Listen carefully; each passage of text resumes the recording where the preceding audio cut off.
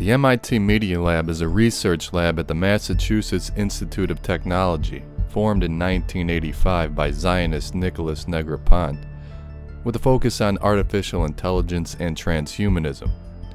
In 2019, it was revealed that Epstein was funding the lab and its scientists.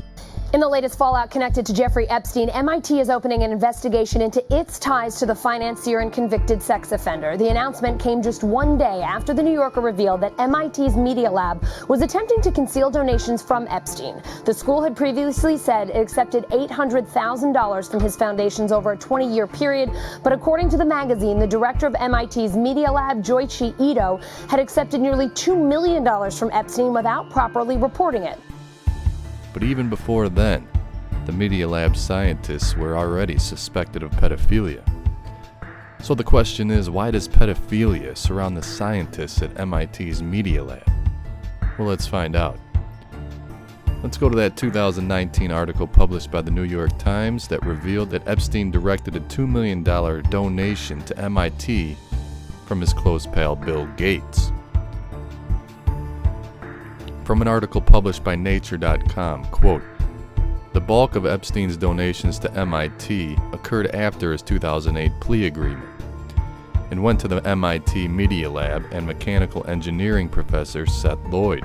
The report found that former Media Lab director Joy Ito, who resigned in September, and Lloyd were key to maintaining the relationship with Epstein. Seth Lloyd, by the way, visited and is pictured here at Epstein's Orgy Island with other transhumanist scientists. Here's Seth Lloyd on the left, pictured with Craig Venter and Epstein." Continuing with the article, quote, "We find that the post-conviction donations to MIT were driven either by the Media Lab director Joy Ito or by Professor Lloyd, not by MIT's central administration. Lloyd received $225,000 in research funding from Epstein and an additional $60,000 as a personal gift. The report stated that Lloyd purposefully failed to inform MIT that Epstein was funding his work. It should also be of note that after the 2008 plea agreement, Epstein became an FBI informant. So anything he did post-2008 was done under the watchful eye of the FBI, and any wrongdoing Epstein did during those years should also implicate the FBI.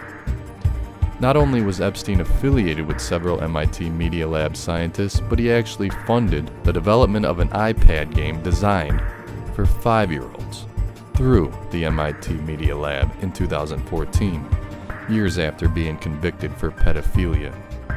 Marvin Minsky, one of the fathers of AI who funded the MIT's AI lab, was close with Epstein long prior to Epstein's 2008 plea agreement. Minsky visited Epstein's Orgy Island in 2002 and 2011, and Epstein and Minsky co-hosted a global doomsday conference in 2014. In a 2015 deposition, victim Virginia Roberts testified that Ghislaine Maxwell directed her to have sex with Minsky. Fellow MIT Media Lab member Richard Stallman was forced to resign after he publicly defended Epstein and Minsky. Now, sickeningly, Richard Stallman allegedly wrote dozens of posts on his personal website in favor of legalizing pedophilia and child pornography, in posts that go back as far as 15 years, claiming to be in favor of limiting laptop searches, particularly at the U.S. border. Now, keep that in mind, as we'll come back to that and why that's important. But another interesting Media Lab scientist receiving Epstein funds was Neri Oxman, a Jewish Israeli professor who was born in Haifa, Israel, and was a member of Israel's Defense Forces. Several other Epstein contacts at MIT include Biden's science czar, Eric Lander, who was pictured here with Epstein, and Stuart Brand, who attended Epstein-funded Edge Foundation dinners and who would come to the defense of fellow Media Lab member Marvin Minsky. Former CEO of Google, Eric Schmidt, is also affiliated with MIT Media Lab, but he deserves his own in-depth video. Another close Epstein Media Lab member associated with Israel is the Jewess Linda Stone. She sits on the advisory board of the MIT Media Lab. Linda Stone worked with other close Epstein scientist pal Nathan Myhrvold at Microsoft, both of whom attended Epstein-sponsored Edge Foundation dinners. Now, Linda Stone is thanked, along with Jeffrey Epstein and Boris Nikolic, in virus hunter Nathan Wolf's book, Viral Storm, Dawn of a New Pandemic Age, which I covered extensively. Recall Nathan Wolfe connects to Ghislaine Maxwell's Terramar, the intelligence apparatus, and the Wuhan lab, and it seems as if these types of people were literally working to bring about our current situation in order to bring about their future artificial intelligence dystopia. Linda Stone, who knew Epstein as far back as the 90s, called Epstein, quote, awesome and, quote, brilliant. In Epstein's black book, Linda Stone is listed as a contact. Under her name is Kelly Bovino, listed as an emergency contact. Here's Kelly Bovino at an Edge Foundation dinner with Epstein's enabler, the Jewish Zionist John Brockman. Stating of Bovino, victim Virginia Roberts tweeted this, quote, Bovino ran a charity for runaways during her Epstein days. She sexually abused me with Epstein. Confronted her tonight. Received a verbal attack back. Deny all you want. I see you, unquote. Kelly Bovino would later ignore a federal subpoena in the Ghislaine Maxwell trial. It was Linda Stone who introduced Epstein to Nicholas Negroponte, the founder of the Media Lab. She also introduced the former director of the Media Lab, Joy Ito, to Epstein. Joy Ito was forced to resign because of his ties to Epstein, and Robert Langer, the founder of Moderna, is close to Joy Ito. Langer, who was listed as a director of MIT's Media Lab, came to the rescue of Joy Ito following Epstein's arrest in 2019. Langer worked with Epstein pal Boris Nikolic as co-founders of Particles for Humanity, which developed skin-embedded vaccine records.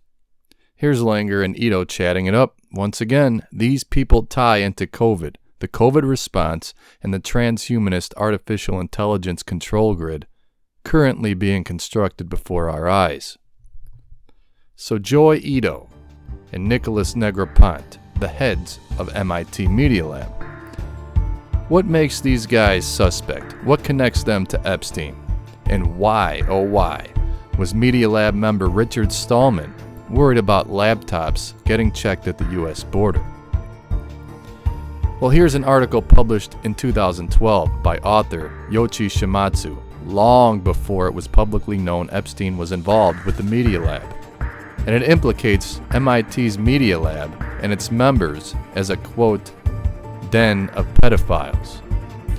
So in this article, Shimatsu argues that Aaron Swartz, a co-founder of Reddit and a student at MIT, who was arrested in 2011 after allegedly connecting a computer to the MIT network in an unmarked closet. Swartz was charged with $1 million in fines and later he was suicided. So Shimatsu argues that Swartz might have found incriminating evidence connecting to the pedophiles at MIT, and not some innocent academic papers as widely reported. So let's start reading here under the subtitle Pedophiles at MIT Media Lab. Quote, the road from Boston ends outside Phnom Penh. From 2003 till 2009, I worked on and off in Cambodia with an international team of anti-pedophilia activists who were volunteers, and all of them fathers. The team came to Cambodia following up on a slew of leads, including photos of naked infants taken by Newsweek Tokyo Bureau Chief Bernard Krischer, on display at the Foreign Correspondents Club of Hong Kong, a den of pedophiles connected with the Jimmy Savile case. Let me just stop right there for one moment. Let's speak on Bernard Krischer. Krischer was a member of the Council on Foreign Relations along with Epstein. And interestingly, Bernard Krischer connects to an Epstein friend named Henry Jarecki, who's listed in Epstein's Black Book of Contacts. Here's Jarecki and Krischer in 2004 in rural Cambodia setting up a special skills school.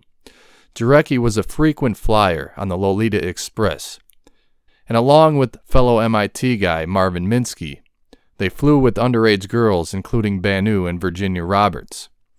So it seems Shimatsu was really onto something huge, long before it was known Jeffrey Epstein was involved with MIT Media Lab. So let's continue. Lionized by CNN and Time, Krischer is the publisher of the English-language Cambodia Daily, whose staff was hostile to our presence in Phnom Penh. Earlier I had known Krischer's visits to North Korea, supposedly to provide food relief, when in fact he was visiting orphanages in the secretive dictatorship to select children for overseas education. In that same time period, from the late 80s to the 90s, Chinese orphans were arriving at Boys Town, Nebraska, which became entangled in a scandal involving Senate pages supplied for underage sex services.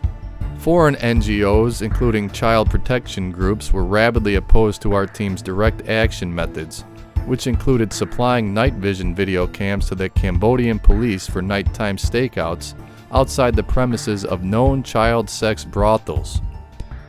Anyone who thinks that habitual pedophiles can be stopped with billboards and television commercials has not a clue.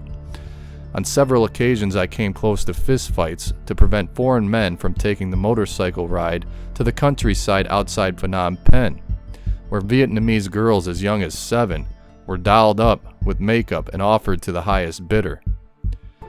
When 2 of our team members, Caucasian fellows, tried to walk up a road that led to an orphanage helped by Krisher, according to staff pocketed the donations, they were blocked by Cambodian policemen wielding submachine guns. We then met with American-educated parliamentarians who supported our campaign but said our effort was near hopeless, since Southeast Asian refugee children are preyed upon back in the USA, where law enforcement was supposedly less corrupt than in Cambodia.